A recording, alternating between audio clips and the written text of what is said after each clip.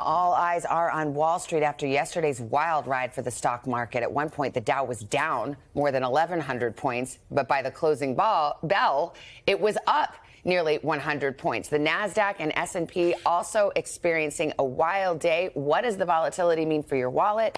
Let's bring in NBC senior business correspondent Stephanie Ruhle. Steph, I love a roller coaster as much as the next one, but this was crazy. What is causing these swings?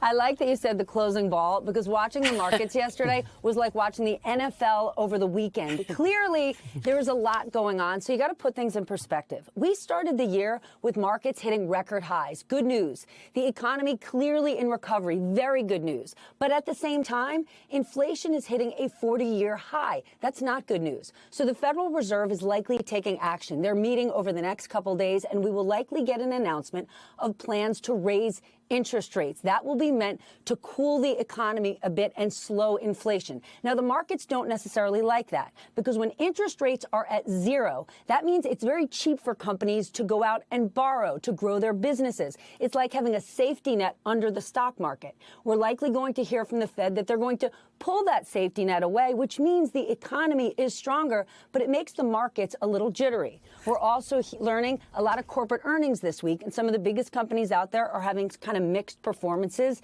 And then the last thing is geopolitical risk. The news we're getting between the United States and Russia and potential conflict in Ukraine, that had a lot of investors throughout the day pulling out.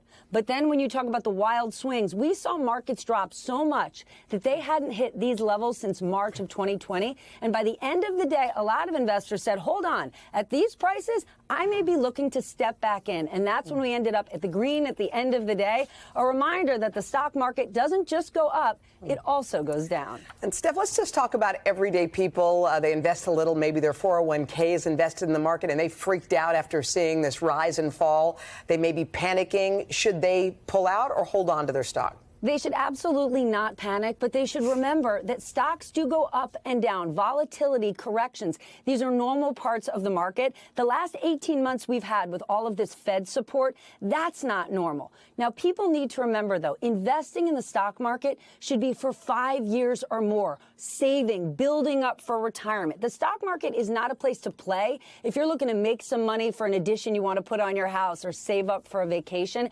playing the markets is not for investors. Hang tight. All right, Stephanie Ruhle for us. Steph, thank you.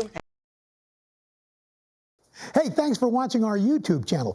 Find your favorite recipes, celebrity interviews, uplifting stories, shop our favorite deals, and so much more with the Today app. Download it now.